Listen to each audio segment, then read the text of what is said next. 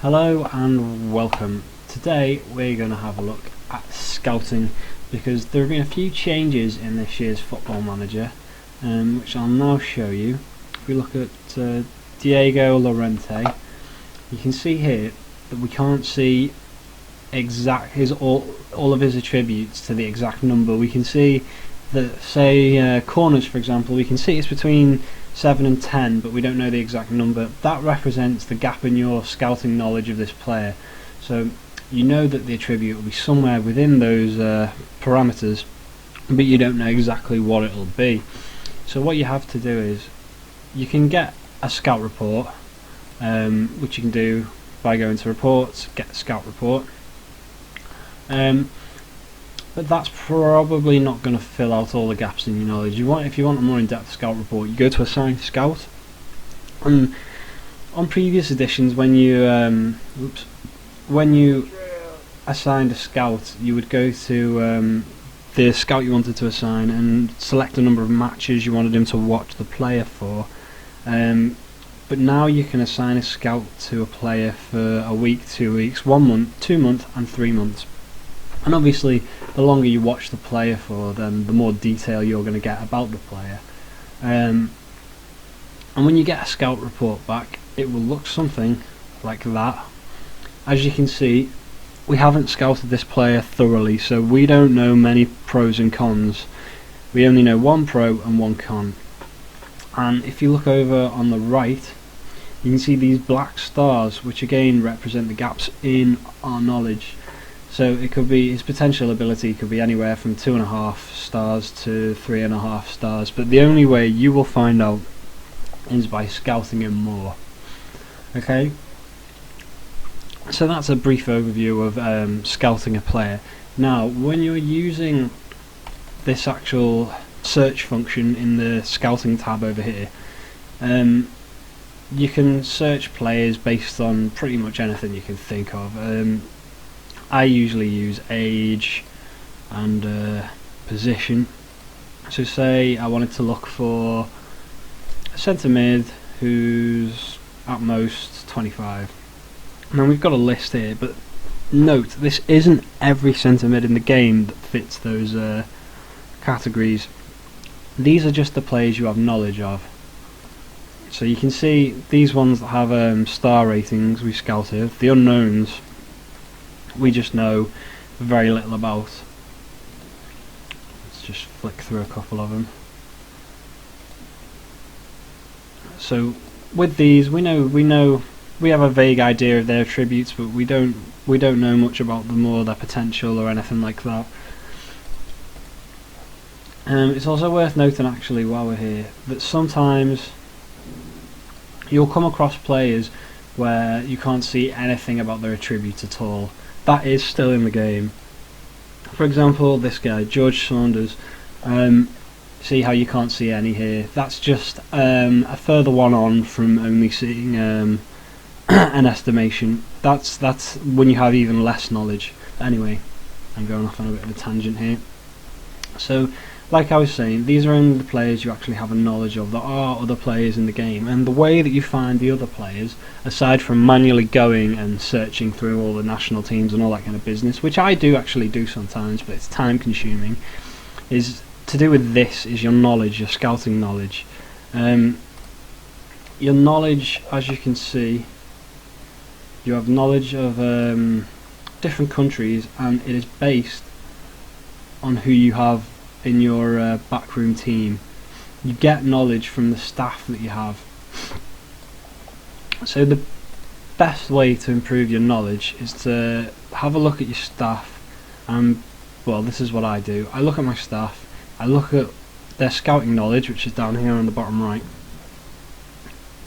and say I've actually got decent staff here because I'm a big club, Liverpool. I have decent staff, and most of them have good knowledge. But this guy, he's rubbish. I mean, he's good at judging player ability and potential, which we'll also get to in a bit. But his actual scouting knowledge isn't very good. So what I would do is, personally, I'd go up here, I would offer mutual termination so we can get rid of him from the staff. I'd go staff search, which is up here, and then I would order, actually I would filter it by staff role first, and then I would order it by either judging player ability or judging player potential. And I'd have a look through the staff, find someone that had both judging, high judging abilities and good scouting knowledge. Like, see, this guy's got Denmark, Holland, Sweden, United States. He's going to bring a lot in. Okay, he's 71, but for the purpose of this video, you get the idea. He's got good judging player potential. I mean, it's 20. So I'd definitely look to bring in someone like that to the team, and that slowly will improve on this map your scouting knowledge, and the better your scouting knowledge, the more players you will have to search from. That is the easiest way to do it. Personally, what I do is I have Chief Scout, who's Dave Fallows here. I go staff responsibilities up here.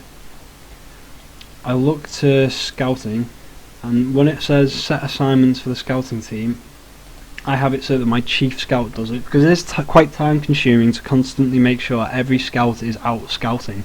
I have my Chief Scout do it, and that means while I'm playing the game, the scouts are constantly out scouting new territories and improving their knowledge. So I find that's the best way to do it. And now I'm actually going to have a look at individual scouts as well. If you look at the scouts, you'll see a few different stats. Judging player ability and judging player potential are obviously the most important. If you're looking for first teamers, you probably want judging player ability. If you're looking for youth for the future, you probably want judging player potential. I believe that adaptability means that if you send them to a country they have no knowledge of, then they can build knowledge of that country quite easily. I think that's how it works. That's the impression I've been under. I'm not sure how the other stats affect scouts, if I'm being entirely honest. I think perhaps tactical knowledge, when they're compiling scout reports and giving you advice on player positions and things like that, then that may be a factor. Sorry, one moment.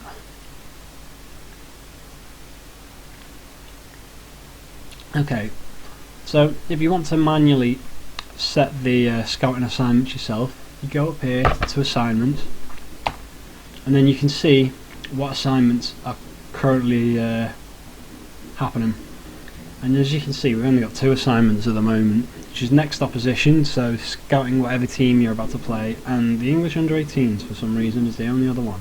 But you go up here, create new assignment. Pretty explanatory. This has actually been overhauled in the latest version of Football Manager. This is a lot less confusing than it used to be. It just looks a lot nicer as well. But say replacement for Adam Lallana. You know, you can look first team player, any position, get reports for a specific competition, scout a particular nation, even a team. So you can have a look at teams. I mean, it's all pretty easy. Look, if we can go report from a nation, Europe, Belgium, inform Chief Scout of requirements, and then when you get to this screen, you can choose what attributes you want to scout by. So tackling, finishing, you know, start assignment. It's that straightforward. Okay, so you're scouting players all over the place, but it's a bit messy. You've got reports coming in left, right and centre. But what you can do is, you have up here a shortlist. Now, when you like the look of a player, you've scouted him, you can add him to the shortlist for however long you want. So say I'm preparing transfer targets for the end of the season, I can add him for a year, I can add him for a year, I can add him for a year, and so on and so on. So when you go to shortlist, there you go. You've got your scout reports on them. You've got the players all there for you know, ready for any transfer moves you're going to make, and then you can obviously filter them however you want if you've got a lot in there.